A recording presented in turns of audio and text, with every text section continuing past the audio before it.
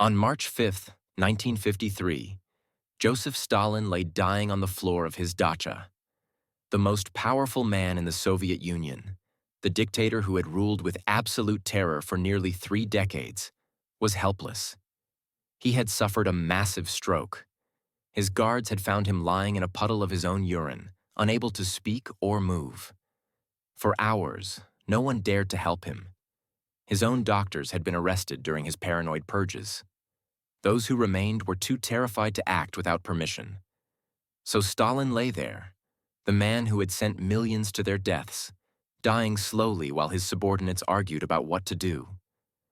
When death finally came, it was not peaceful. His daughter Svetlana, who was at his bedside, later described the moment. His face turned dark. His features became unrecognizable. He raised his left hand as if pointing at something or cursing someone. Then he was gone. The monster was dead. But what about the family he left behind? What happened to the children of the man who had terrorized an entire nation? What became of the relatives of someone responsible for the deaths of millions through famine, purges, gulags, and executions? The story of Stalin's family after his death is one of the strangest and most tragic tales of the 20th century. It involves defection, madness, alcoholism, suicide, and a desperate search for identity by people cursed with the most infamous surname in Soviet history. This is the story of what happened to Joseph Stalin's family. A story of blood, guilt, and the impossible task of being related to one of history's greatest mass murderers. To understand what happened to Stalin's family, we must first understand who they were. Stalin was married twice and had 3 children who survived to adulthood. Each relationship was marked by tragedy. His first wife was Ekaterina Svanidze, a Georgian woman he married in 1906. By all accounts, she was the one genuine love of Stalin's life. In 1907, she gave birth to their son Yakov. But tragedy struck almost immediately. Ekaterina contracted typhus and died later that year, when Yakov was only 8 months old. Stalin was devastated. At her funeral, he reportedly said that with her death, all warm feelings for humanity had died in him. Yakov was left motherless as an infant. Stalin, consumed by revolutionary activities, had no time for fatherhood. The boy was raised by relatives in Georgia, barely knowing his father. This abandonment would shape Yakov's entire life. Stalin's second wife was Nadezhda Alliluyeva, known as Nadia. They married in 1919 when she was 18 and he was 40.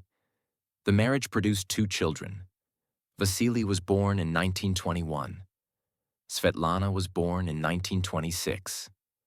But the marriage was stormy.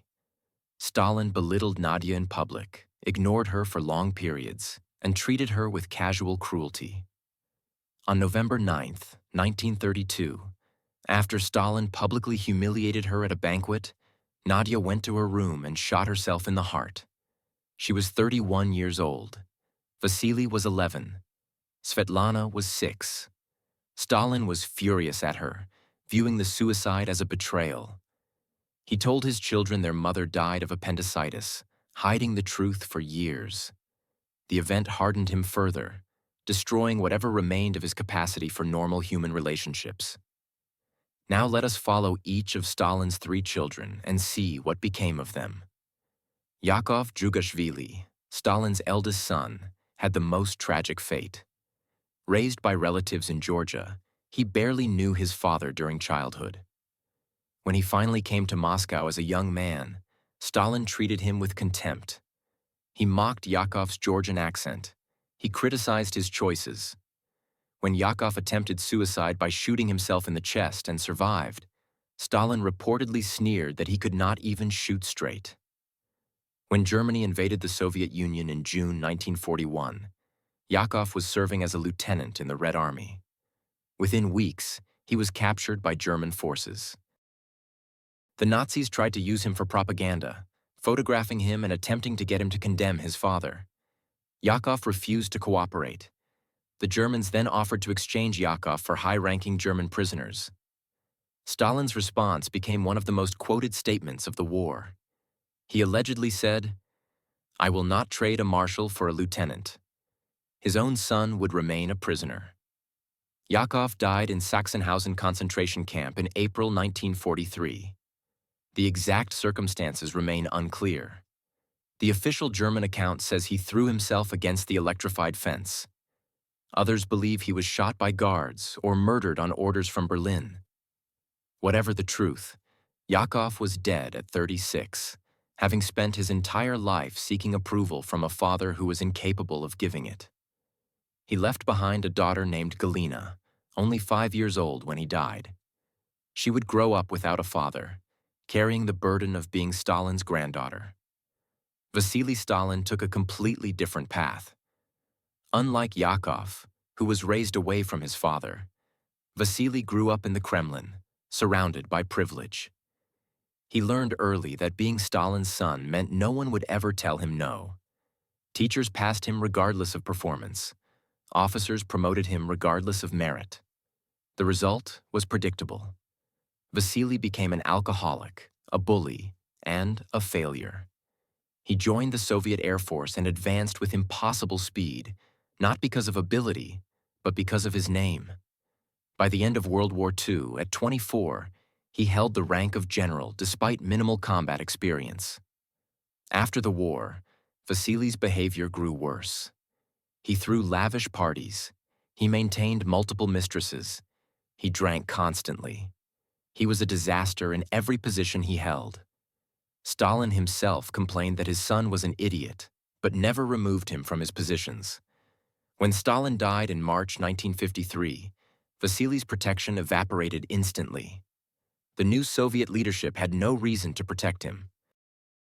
Within weeks, he was stripped of his rank. Within months, he was arrested on charges of misuse of state funds and abuse of power. He was sentenced to 8 years in prison. He served the full sentence, emerging in 1960 as a broken man. He was forbidden from living in Moscow and exiled to Kazan. He was given a new identity, living as Vasily Drugashvili rather than Vasily Stalin. Vasily died on March 19, 1962, at the age of 40. The official cause was alcohol poisoning. He had been married 4 times. He died alone and forgotten, his body initially buried in an unmarked grave. The privileged son of the dictator ended his life as a nobody. Svetlana Stalin has the strangest story of all.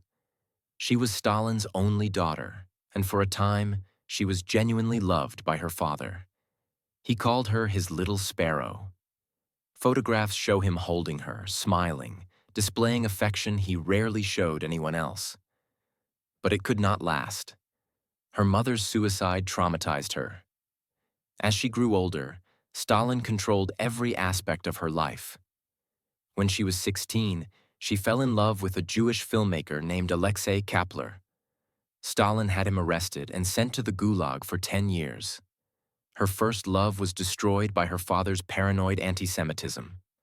Svetlana married 3 times before Stalin's death. Her first husband was Jewish. Stalin refused to meet him. The marriage collapsed. Her second husband was the son of one of Stalin's associates, essentially an arranged marriage. It was loveless. Throughout these years, Svetlana struggled to define herself as something other than Stalin's daughter.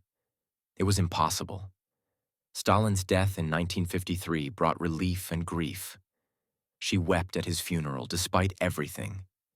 He was her father. But she was also relieved. The suffocating control was over. The years after brought dramatic changes.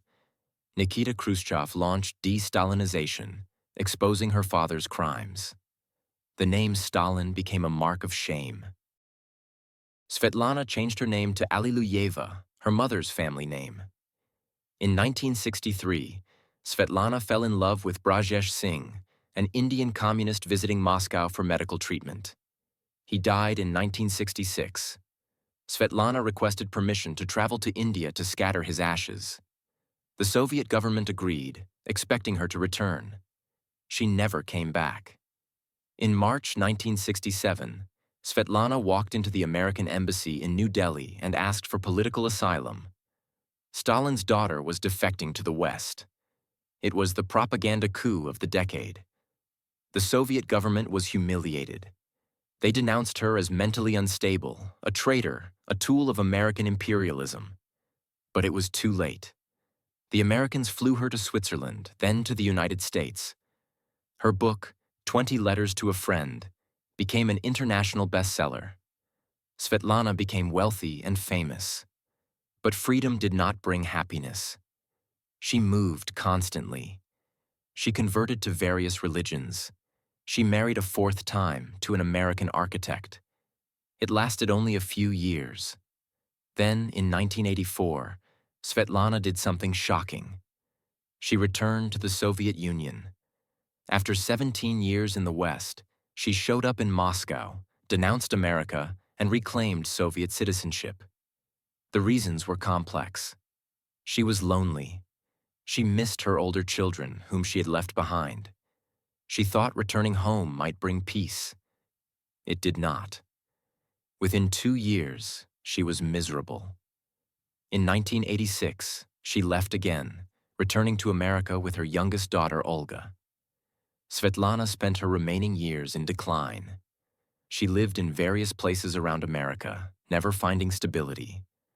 She became reclusive and eccentric. She alienated friends and family. Her daughter Olga eventually distanced herself. Svetlana died on November 22, 2011, in Wisconsin. She was 85. She died alone in a nursing home, far from Moscow, far from the Kremlin. The fortune from her books was gone.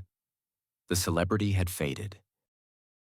She was just an old woman with a terrible name, having never escaped her father's shadow. What about the grandchildren? Yakov's daughter Galina grew up in the Soviet Union, carrying Stalin's stigma. In later years, she became a defender of her grandfather's legacy, suing journalists who criticized him. She died in 2007. Her son, Stalin's great-grandson, has continued defending Stalin, benefiting from the dictator's partial rehabilitation in modern Russia under Putin. Vasily's children have lived quietly, avoiding publicity. The name was changed, identities obscured. Most have stayed out of the spotlight. Svetlana's older children, Joseph and Yekaterina, remained in the Soviet Union when she defected. The abandonment left deep scars. Her attempts to reconnect largely failed. Joseph became a doctor and has criticized his mother's defection as a betrayal. Olga, Svetlana's American-born daughter, grew up with a mother who was constantly fleeing from something. She eventually settled in Oregon and has stayed out of public view, exhausted by the Stalin legacy. What does this story tell us? Several things. First, dictators destroy everything they touch, including their own families. Stalin's children were victims. Yakov was neglected, then captured and killed. Vasily was corrupted, then destroyed. Svetlana was controlled, then spent her life trying to escape. None chose to be Stalin's children. All paid a terrible price. Second, the legacy of mass murder extends across generations. Stalin's grandchildren and great-grandchildren, born decades after his crimes, still live with his name. There is no neutral position when your grandfather killed millions. Third, there is no escape from history. Svetlana changed her name, her country, her religion, her husband's. Nothing worked. She was always Stalin's daughter. The shadow was too long. The crimes were too great. Today, Stalin's descendants live in Russia and the West.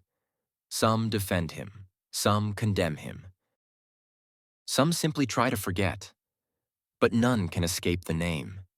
None can undo what their grandfather did.